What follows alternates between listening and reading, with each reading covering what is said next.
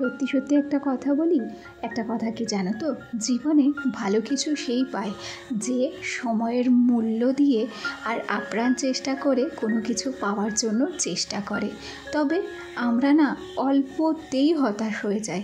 চেষ্টা করতে কিংবা কষ্ট করতে আমরা কেউ চাই না।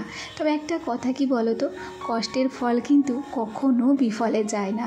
তুমি ধৈর্য ধরে কষ্ট করতে থাকো, শেষ পর্যন্ত দেখোই না কি হয়, কষ্টের ফল তুমি কিংবা আমি পাই কি না।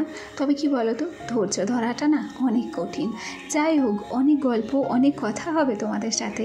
তার আগে বাবা নিজের পরিচয়টা তো দিই, তারপরে না হয় গল্প করব। নমস্কার, কেমন আছো সবাই? আশা করছি সবাই খুব ভালো আছো, আর আমিও ভালো আছি। আমি রিমি, নদিয়া জেলার খুব ছোট্ট এবং সুন্দর একটা গ্রামের অতি সাধারণ ঘরের গ্রাম্য গৃহবধূ।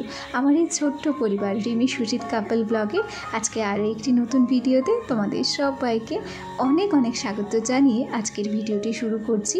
আর আশা রাখছি ভিডিওটি তোমাদের ভালো লাগবে। দাঁড়াও, শুরুতেই একটা ডাউট ক্লিয়ার করে দিই। অনেকে হয়তো ভাবো যে আমি বাসি নাইটি চেঞ্জ করি না।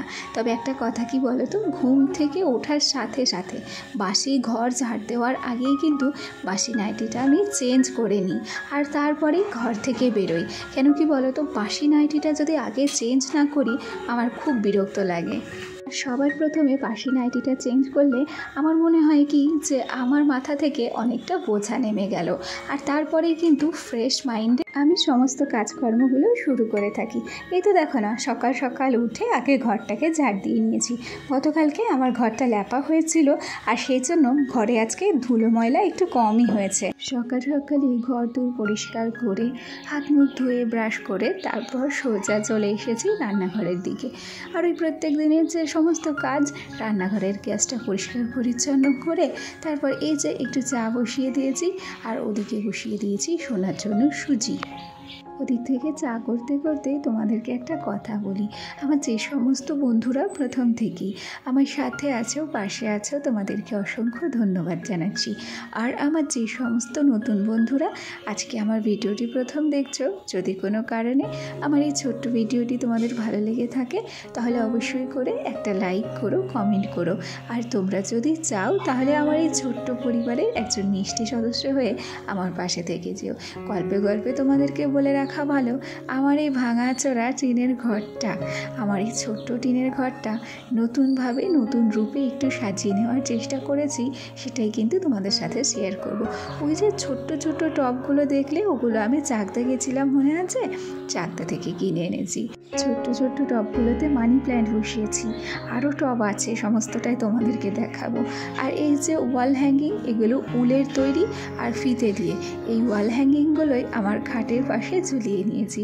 আর এই যে রাধাকৃষ্ণর যে ছবিটা কিংবা মূর্তিটা দেখছো, এই রাধাকৃষ্ণের মূর্তিটা দিয়েই কিন্তু আমার এই ছোট্ট জায়গাটাকে আমি একটু ডেকোরেশন করে নিয়েছি। আর তার সাথে নিচে দেখো কয়েকটা প্রজাপতি দেখা যাচ্ছে। এই প্রজাপতিগুলোকে দিয়ে এই বাসটাকে সাজিয়ে নেওয়ার চেষ্টা করেছি। জানো তো, কিছু কিছু সময় পাকা ঘর তো ভালো লাগেই, বলবো না যে পাকা ঘর ভালো লাগে না। তবে টিনের ঘর হোক কিংবা বেড়ার ঘর সাজিয়ে গুছিয়ে রাখলে একটু হলেও নতুনত্ব দেখা যায়। আর এই যে দেখছো একটা ময়ূরের ছবি, এটাও একটা ওয়াল হ্যাঙ্গিংয়ের মতো। তবে এখানে অনেকগুলো কি হুক আছে, চাবি ঝোলানোর জায়গা আছে। তবে খুব বেশি চাবির সংখ্যা যে আমাদের বাড়িতে আছে তা তো নয়। আমি খুব শখ করে এই জিনিসটা কিনেছিলাম। ওই ময়ূরটাকেও সুন্দর করে ঝেড়ে মুছে ওই যে বাঁশের সাথে কিন্তু লাগিয়ে রেখেছি। আর আমার ঘরে দেওয়াল বলতে তো শুধু টিনের দেওয়াল আর বাঁশ, তাই আমার ঘরটা সাজাতে গেলে ওই টিনের দেওয়ালটাকেই সাজাতে হয় আর ওই মুলি বাঁশগুলোকেই সাজাতে হয়। যাই হোক, ওই যে প্রথমেই বলেছিলাম যে ঘর বাড়ি যেমনই হোক সাজিয়ে গুছিয়ে রাখলে কিন্তু বেশ সুন্দর লাগে দেখতে, তাই না? আর প্রত্যেকের ঘর প্রত্যেকের কাছে একটা স্বপ্নের মতো জায়গা, যেখানে সে মাথা গোজার ঠাঁই খুঁজে পায়। আর সেই মাথা গোজার ঠাঁইটা যেমনই হোক সবার কাছেই প্রিয়ই হয়। সেরকম আমার কাছেও কিন্তু আমার এই ছোট্ট স্বর্গটা খুবই প্রিয়। তাই এই জায়গাটাকে আমি না প্রচণ্ড সাজিয়ে গুছিয়ে রাখতে পছন্দ করি। তবে জানো তো, আমি বিয়ের আগে এত গোছালো কখনোই ছিলাম না। বিয়ের পর আস্তে আস্তে যখন বুঝতে শিখেছি যে এটা আমারই সংসার, আমাকেই সাজিয়ে গুছিয়ে রাখতে হবে, তখন থেকেই কিন্তু ঘর গোছানোর একটা নেশা চলে এসেছে। ওদিক থেকে গল্পে গল্পে আলমারিটাকে পরিষ্কার করে নিয়েছি। ও হ্যাঁ, এই ফাঁকে ফাঁকে ছেলের যত্নও নিচ্ছি, আবার ঘরের কাজও কিন্তু করছি। অনেক দিন হলো একটা সাদা টেবিল ক্লথ পাতা ছিল আমার টেবিলে, সেটাকে আজকে পরিবর্তন করলাম। এই যে নতুন টেবিল ক্লথটা দেখছো, এই টেবিল ক্লথটাই কিন্তু আমি টেবিলে পেতে নিলাম। আর তার আগে টেবিলটা আমি বেশ ভালো করে পরিষ্কার করে নিয়েছি। আর তারপর যে ছোট্ট ছোট্ট ফুলগুলো থাকে সেগুলো দিয়ে সাজিয়ে নিচ্ছি। আর এই যে একটা নতুন স্নেক প্ল্যান্ট লাগিয়েছি, আমার কাছে 3-4টে স্নেক প্ল্যান্ট ছিল, সেখান থেকেই কেটে কেটে বসানো হয়েছে। আর এই যে দেখছো, বলেছিলাম আরও ছোট্ট ছোট্ট টব আছে, সেই ছোট্ট ছোট্ট টবে মানি প্ল্যান্ট আর পাতাবাহারের গাছ বসিয়ে টেবিলটাকে আমি সাজিয়ে নিয়েছি আর অন্যরকমভাবে। আর ওই যে একটা র্যাক ছিল আমার টেবিলে, দেখেছো, সেই র্যাকটাকে কিন্তু আমি চেঞ্জ করেছি, সেটা অন্য ঘরে দিয়েছি। আর সেই ঘরটাও সাজাবো, তখন কিন্তু তোমাদের সাথে সেই ঘরটাকেও শেয়ার করব। যদিও বা আমার একটাই টিনের ঘর, আর রয়েছে শাশুড়ি মায়ের ঘর, আর রয়েছে ছোট্ট একটা রান্নাঘর। দেখো, একটা কথা বলি, আমাদের মতো সাধারণ গৃহবধূদের শুধু ঘর নিয়ে পড়ে থাকলে হয় না, জানো তো। ঘরের পেছনে কিংবা ঘরের কাজ করার বাইরেও কিন্তু সাংসারিক নানা রকম কাজকর্ম থাকে। তবে সাংসারিক নানা রকম কাজ করতে করতে আমাদের কষ্ট হয়ে যায় ঠিকই।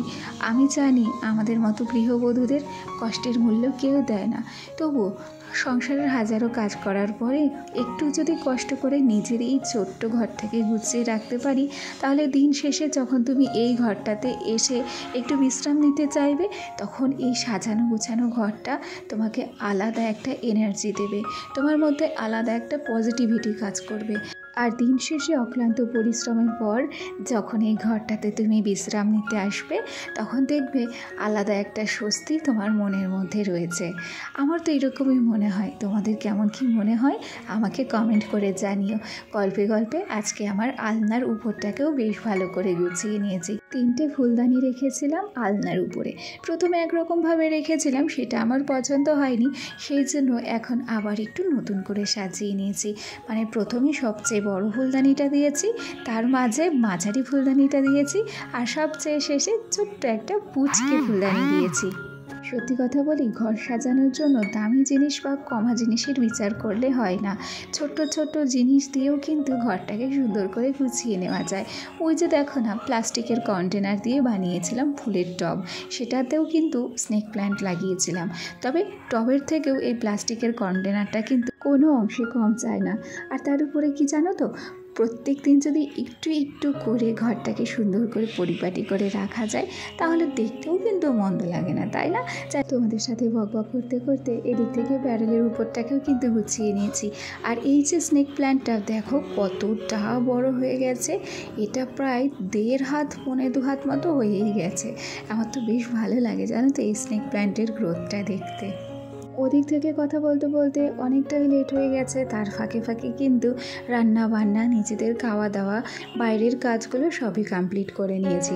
একবার বাইরের কাজ করতে যাই, একবার ছুটে ঘরের কাজ করতে আসি, এইভাবে করতে করতেই কিন্তু আমার পুরো দিনটা শেষ হয়ে যায়। যাই হোক, বাইরে আমার ভাঙা টিনের বেড়া আর ভেতরে আমার স্বর্গটা তোমাদের কেমন লাগলেও কমেন্ট করে জানাতে ভুলো না। আজ আসি, টাটা।